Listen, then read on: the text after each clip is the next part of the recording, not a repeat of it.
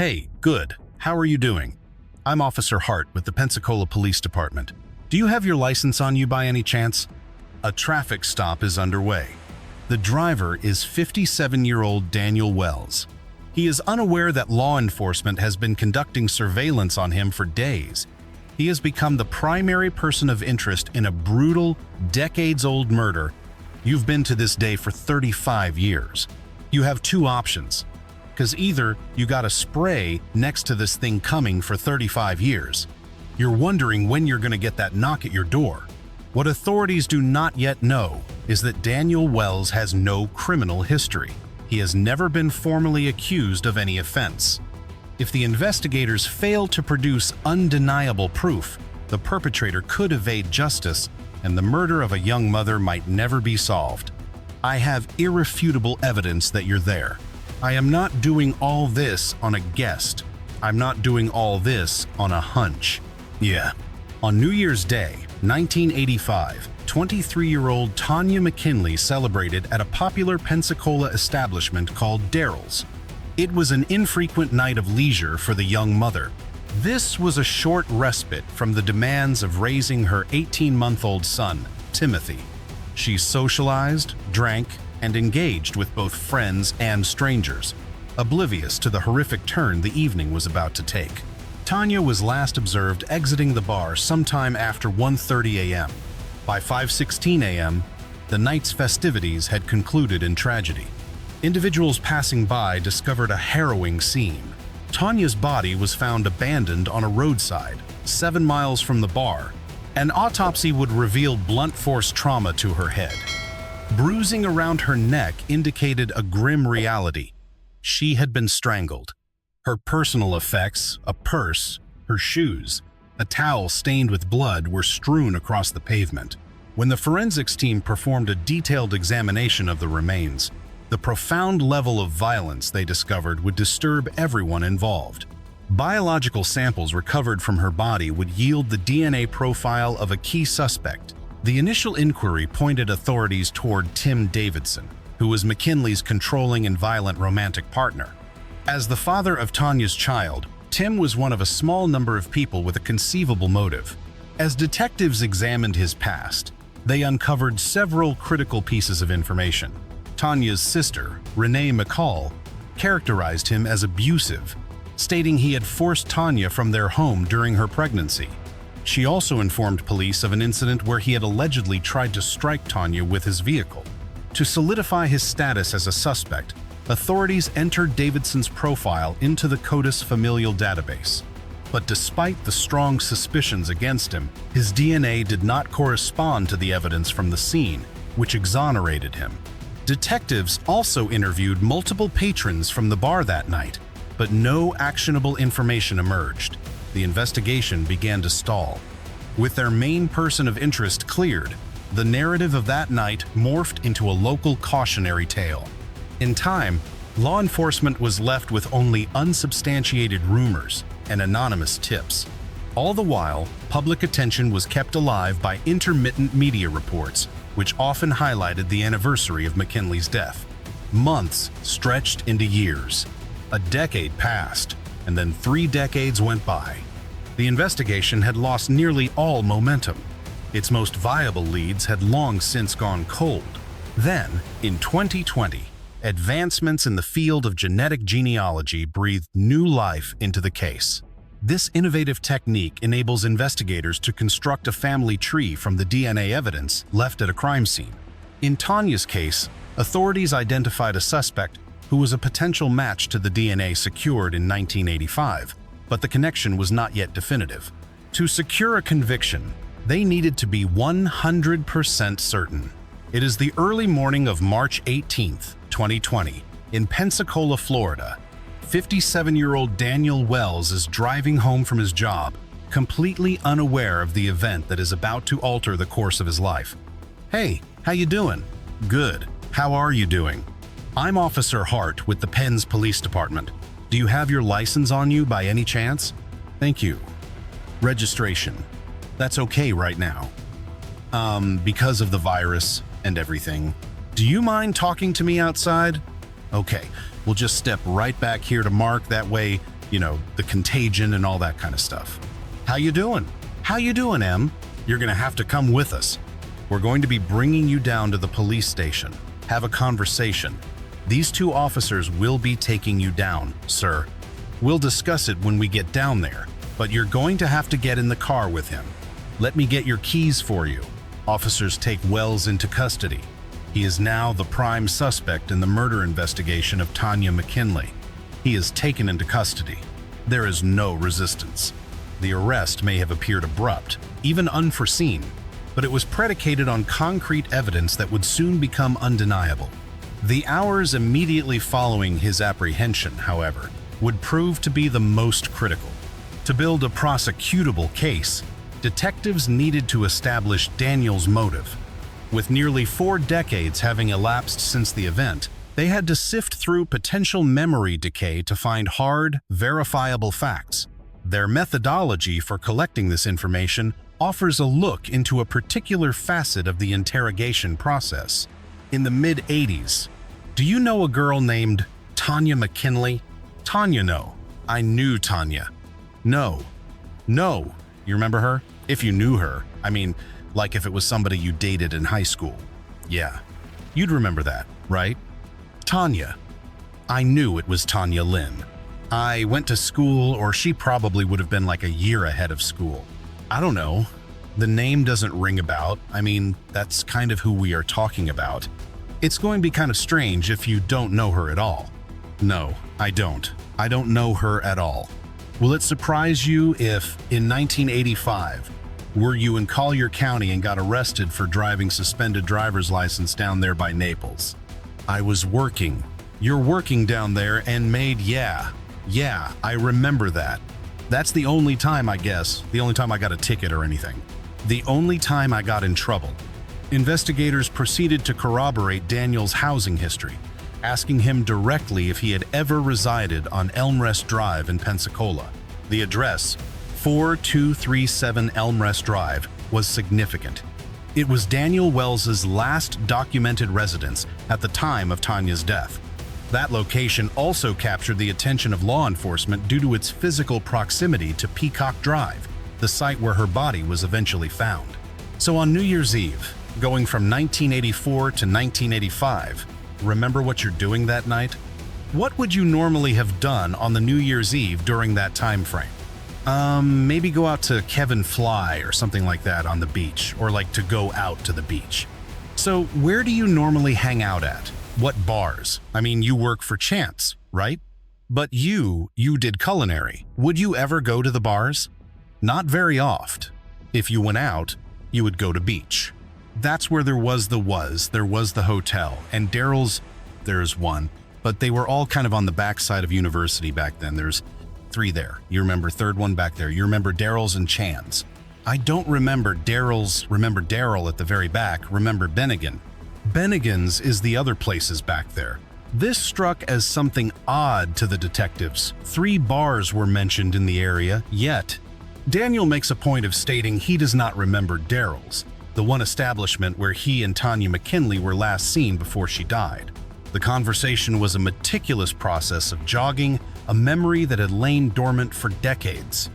Investigators knew that even the smallest inconsistency could prove vital to the case. The focus then returned to his social habits from that era. What would you picture yourself back then doing as a thing?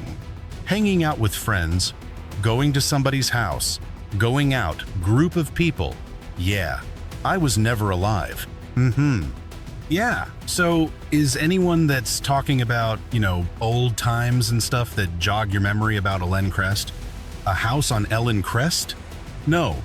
I rented a place with, I'm just trying to think. I don't know where Elm Crest is. When you would go out New Year's Eve, you're a young guy. Would you be out like looking for anybody, like company, a woman or anything like that? No use with a group of friends or whatever. Ever get lucky? Yeah, I get lucky. Oh man, yeah. Back those days. Yeah. But I was usually like, were you vers like one night stands? Occasionally. Yeah. Normally you meet somebody and, get to know them. Most guys are not there. So if you know you're at a bar and you have a conversation with a girl and she's willing, you're not going to turn it down. Yeah, girl, but guys usually don't. And so yeah, I had a few one-night stands. Halloween, I can remember that was out at Kevin. We used to, you could rent hotel rooms for one or rates or whatever. I guess I was working out at Woodcraft there too. All right, so close to that we do, with a couple friends we place or whatever. Still don't remember Elmrest. I don't remember that. The address doesn't sound familiar. I mean, the name like she gone out. Yeah, I don't know her. Don't know her at all. Contact any idea what we're talking about yet? No, I don't know what. I don't have any idea what you're showing. All right, let's cut the chase. So, that young lady I showed you a picture of, right? New Year's Eve, 1984, going 1985. January 1st, early morning 1985. Okay. Is found dead on the side of a road. And I have the evidence that you're the one that's there. I have irrefutable evidence that you're there. I'm not doing all this on a guess.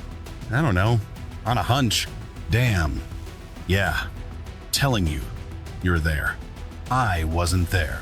At this stage, Daniel's composure appears unshaken. He operates on a simple premise. Decades of silence meant investigators had nothing. But a denial, no matter how firm, must now confront the statistical weight of a 1 in 700 billion probability. Crime shows or just news stories about crime or stuff like that? Cool case files, anything like that. DNA. Yeah, DNA is actually just a positive one, not more positive fingerprints, right? So I can prove to literally 1 in 700 billion chances you were there. That's where we're at. I'm not asking you, right? Okay, we're not asking you if you're there.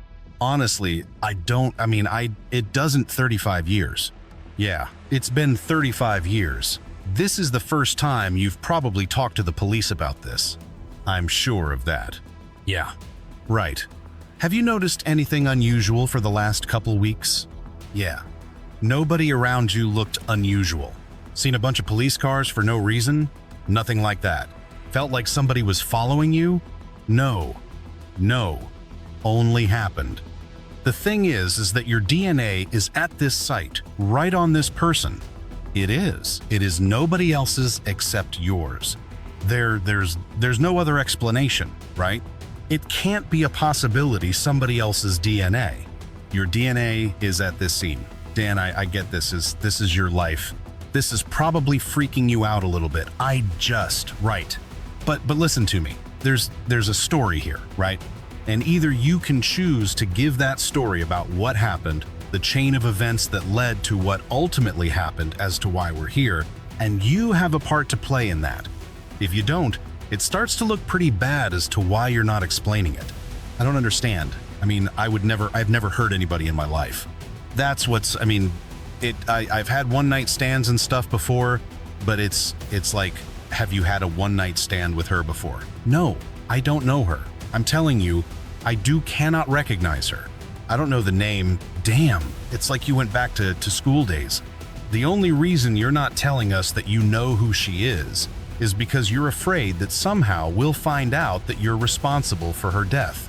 We already know that you are just, listen, this has been 35 years ago, right? This has been 35 years that you haven't had to face this, right? And all of a sudden one day you're at work and you run your workday. Everything's fine. You're on your way home. All of a sudden you get pulled over an hour later in this room and we're telling you this. That's a shock and totally normal human behavior to be defensive about. Nobody wants to admit, much like you sat there for a while and didn't want to admit that you had exposed yourself to masturbated women. We had to go through this whole process where you're like, no. Oh, well, yeah. Well, I do a little bit while I was peeing. And she said something, then I said something was, oh, wait. No, there was another time. We went through that whole process with you. Right. We're starting it over again. But we're going to end up in the same place because we're not here by accident. I'm being honest with you. I don't really like playing games. The investigators were not bluffing. The process that identified Daniel as the prime suspect was unambiguous. They monitored his movements to maintain the element of surprise, ensuring he could not tamper with any potential evidence. After 35 years, the investigators could not afford any errors that might destroy their carefully constructed case. On March 2nd, 2020, a surveillance operation commenced to determine if Wells was a DNA match. They secured their sample at 9:40 a.m. on March 4th in the form of a cigarette he had discarded. Laboratory analysis confirmed it. The DNA from the cigarette was an exact match to biological evidence from the 1985 crime scene. 2 weeks later, on March 18th, Wells was arrested and brought in for questioning, leading to this interrogation. This was not gentle. This was not an accident. And if you're going to let the evidence tell a story, it paints a very ugly picture. Your opportunity is to soften that, because we understand there are other dynamics that go on. We're open to the fact because we've heard it time and time again. We don't go into anything with a closed mind because there's been too many times we go in thinking one thing and we walk out thinking something totally different, because then we hear the other side of the story. That's how we operate from experience. But I'm going to be honest with you, right? That's all I can do with you. We're following you because we need DNA, right? So we have DNA from the scene. Week and a half, 2 weeks ago now, on your way into work, you threw a cigarette butt out the window. There's a way, actually, you're on your way up to a shop, I believe on Halifax, and you're driving from the shop up Pace, and there may have been a police car behind you, and then all of a sudden that police car stops and blocks all traffic right behind you. Remember seeing that? Mm-hmm. You know what you did just before that? You threw your cigarette butt out the window, and I was in that police car. There's 2 FDLE agents right behind you. We picked up that cigarette butt. We submitted and came back as a match. So, we know that you were at the scene. That's not a debatable fact. Yeah, you're blown away. Well, it's just, I know someone I had sex with or what, but I have never hurt anybody, is what I'm saying. It's just blowing me away. There's a couple different ways to look at it. And faced with this, Daniel continued to deny he was ever with Tanya on the night in question, but the officers repeatedly returned to the unassailable evidence against him. I mean, this was a pretty big deal back then. It's on the news. I don't remember it. So how can your DNA end up with her unless we had sex? That's all I don't know. I'm not asking unless I'm not asking you to theorize. I'm asking you to tell me because you're there. How did your DNA and her I was with her, I guess. I was with her, I guess. And I don't remember her. I don't remember the name. The face means I don't remember her. Yeah, but if you're in and out partying or something like that, I mean, it happened pretty regularly. So would you think, like we talked about earlier, that after 35 years, there's lots of things that are kind of vague in memories, except for the specific life events, like in 1986, right? 1985, when the space shuttle blew up. I know exactly where I was standing when I heard, because that's a significant event in my life, right, model? Certain significant moments in a life are indelible. Their locations permanently etched in memory. The specific actions one was taking when news of them arrived are recalled with perfect clarity. An investigator constructs a hypothetical, a New Year's Eve celebration, a meeting with a woman, a ride offered, an encounter in a car. He continues the scenario. The following morning, the news reports that she is dead. An event of this magnitude, he implies, would be impossible to forget. The suspect's response is halting, yet affirmative. He concedes that such a thing would be remembered. The confession is mired in what seems to be confusion. This grim sequence of events is presented as the most innocent possible version of the truth. The suspect does not agree. The detective probes deeper, questioning if the suspect's drinking habits at the time could have resulted in memory loss, but is met with a firm denial.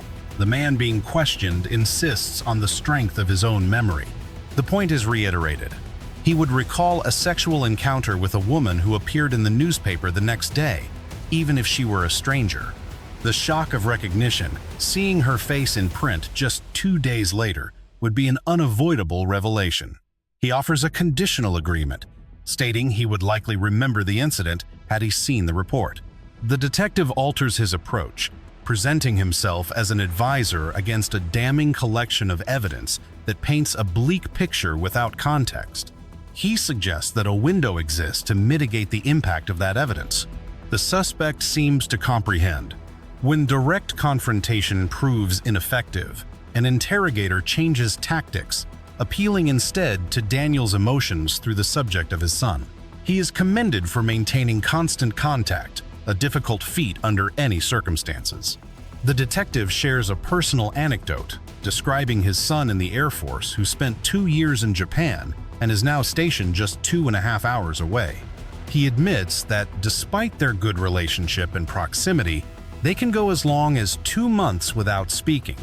The detective illustrates how easily contact can be lost, even when family is just a short drive down the road. It is an easy bond to lose when separated by even a minor distance. The conversation is steered back to the suspect, confirming the strong, positive relationship he maintains with his son, Morgan. Investigators inquire about his son's visits, learning the last one occurred approximately 1 year ago.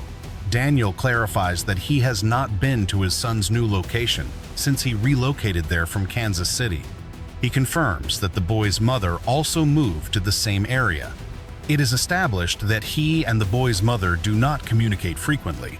A portrait of isolation is sketched, strained relationships with his sisters for many years, and parents who are both deceased. The nature of his connection with his ex-wife is explored. The detective asks if their communication is limited solely to matters concerning their son, Morgan. He clarifies, stating he has an excellent relationship with his second wife, his son's mother, and that she would initiate contact. The detective offers praise for this, framing it as a healthy and positive dynamic. This stable relationship, it is suggested, has likely been a grounding force for him over the last several years. It is implied that their ability to co-parent effectively has allowed their son to grow up without the familial issues Daniel himself had mentioned. Daniel affirms he has always maintained good relationships with his ex-wives, including the mother of his son. The investigator prefaces his next statement, acknowledging they have only known each other for the past hour or so. Based on their brief interaction, the suspect does not present as a cold-hearted individual. The suspect agrees, and the detective theorizes that Daniel is someone who cares about how others perceive him. Daniel qualifies this, admitting he cares to a certain extent, but not to the point of being embarrassed. He asserts that while most people have this trait, he will not alter his fundamental character to appease others. The focus is narrowed to his image in his son's eyes, positing this as paramount because he is a good father. The goal, the detective suggests, is to ensure his son grows up to be a better person than he is. This is presented as a universal ambition for all parents regarding their children. The detective states his belief that this is precisely the kind of aspiration Daniel holds for his son, Morgan. A warning is issued about the very near future. The story will become public, and should the details emerge without an explanation for what occurred, the implications will be severe. Your story of what happened?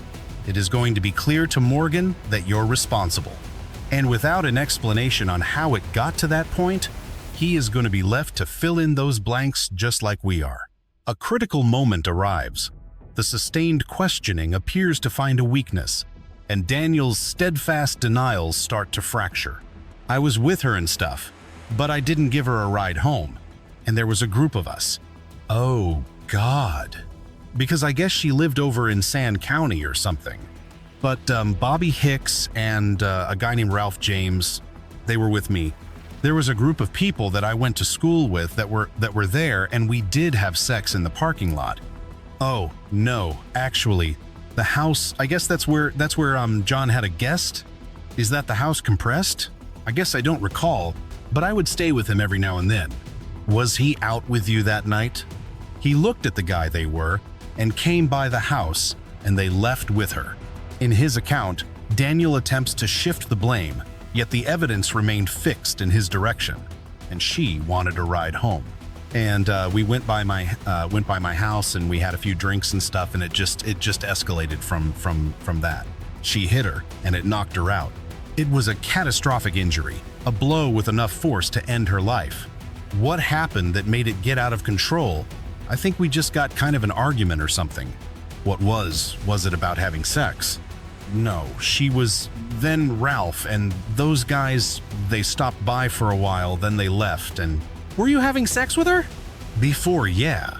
Investigators theorize the situation turned when she attempted to withdraw consent, an action they believe precipitated the fatal events. Did so, like in the middle of it? Did she want to stop? We had consensual sex and stuff, and then what happened make things? I just wasn't something she said. I don't know. I mean, can we be real here? Does she comment on your sexual performance or something? No, it was. But it just, you want to leave and you didn't want to leave yet?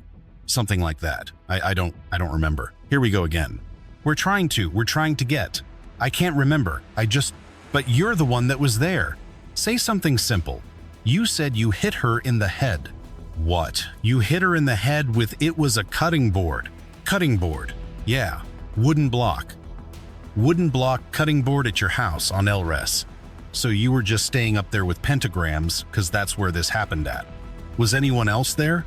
Earlier there were some guys there, but then it was later on in the evening and stuff like that. So Bobby and Ralph came over there. While you were there with her, had you already had sex with her then? Yeah, once. And then, yeah. So then they came over, they hung out for a little bit with them, have some drinks, and then they left, right? And then we got kind of into a little bit of an argument or whatever, and from drinking and stuff, it just kind of got out of hand. To think of cutting board in the kitchen, arguing. I was standing in the kitchen and had you said once, so there was a second time. Was it after you hit her? Yes, it was. So you hit her. You said it was a fatal blow. She was unconscious at least. So then you had sex with her a second time also. Well, not really sex, but I didn't. We had sex. Then it was like I couldn't believe what had happened and I couldn't get her to respond. So you stop. So she took me down the road. You think I took her down the road? In what? In my vehicle. I don't know what I was trying to do. I think it was my Ford. I think it was my truck. You got the ticket for the truck down there. So you think you had a pickup truck? Yeah. Where'd you put it? Just on the side of the road. In the truck bed. Did she wake up though? I checked her pees and all that stuff. I was just freaked out before or after you left her before. How did you eventually kill her? I think just strangulation. I don't know. Where did you or she had when you strangled? Was it on the place where you brought her to, or was it the house? Now, you said that you had sex with her a second time after she was hurt. I didn't. I'm just trying to piece together. We were going to have sex again, and we didn't, and we kind of got into it a little bit. So it was over one, she slapped me, and I don't know, just pissed, I hit her with it. There's indication that the sex would happen after she's unconscious too. So did you have sex with her after you hit her? You said yes. Yeah, right. So she wasn't a willing participant in that, but that's what the argument was about that led to that. But then you realized she really wasn't conscious, right? So you kind of lost interest at that point, which was kind of, it kind of made me think that maybe the argument was that you want to have sex again. She didn't want to. That led to the argument that led to her slapping you. That led to you hitting her head and then you had sex with her again. Did strangulation occur after that sex or before? Before. Yeah. So hit her in the head, she goes out, you strangle her, right? And then you have sex with her again, at least partially. You're trying to have sex with her again. You realize, oh, she's really hurt. Yeah. Take her out. You put her in the truck. He drives around and pushed her out and got her on the side of the road. He had disposed of her as if she were refuse. With his fabrications exhausted and confronted by the weight of physical evidence, Daniel's account began to align with the facts. The violence began after an initial consensual encounter. When Tanya declined further advances, Daniel refused to accept her rejection. His anger escalated into a fatal assault. After violating her, he transported her body to Peacock Drive and abandoned it where it would later be discovered. Crucially, DNA evidence recovered from biological material on a towel he had discarded would ultimately identify him as the perpetrator. Yeah, hey, this is Captain Mallet. I'm with Pensacola Police Department. Hi, boss. How you doing? I'm great. So, you don't know me. We've never met. But I want to let you know that I just made an arrest, on your mother's murder. I'm sorry. Are you serious right now? Yes, sir. Serious. Oh my God. I know it's been a long time. Yeah, man. I'm sorry, dude. I'm sorry. I'm freaking out right now. Thank you so much. Yes, sir. For Tanya McKinley's son, now a grown man, the news brought a profoundly complicated resolution. Justice had arrived, but it was incomplete. Charged with first-degree murder and sexual battery, Daniel took his own life in his prison cell only weeks later. As the crime occurred in 1985, the case would have been subject to Florida's sentencing laws from that era. One case file is closed, but it stands as a stark reminder of the countless others that remain in the dark, waiting for their own resolution. I'm sorry. Are you serious right now? On New Year's Day, 1985, 23-year-old Tanya McKinley stepped out for a rare night to herself, a young mother stealing a few hours of laughter and freedom, while her 18-month-old son Timothy slept at home. She deserved that night. She deserved so much more. She never made it home. For 35 years, Timothy grew up without answers, without a face to blame, without justice. Just the absence of a mother who should have been there for every birthday, every milestone, every ordinary day that became extraordinary simply because she was gone. Then came the phone call. I just made an arrest on your mother's murder. Are you serious right now? Those 5 words, raw, disbelieving, overwhelmed, carry everything. 35 years of grief, of growing up motherless, of wondering why all of it colliding in one breathless moment. This case is a testament to what genetic genealogy can do when traditional investigation hits a wall. DNA collected in 1985 sat quietly for decades, until modern science built a family tree from it and led investigators straight to a door they never could have found before. The truth had always been there, encoded in evidence, waiting for technology to catch up with justice. Tanya McKinley was more than a cold case file. She was a mother. She was someone's whole world. And her son, now fully grown, finally got to hear the words he had waited a lifetime for. No mother should be forgotten. No child should wait 35 years for the truth.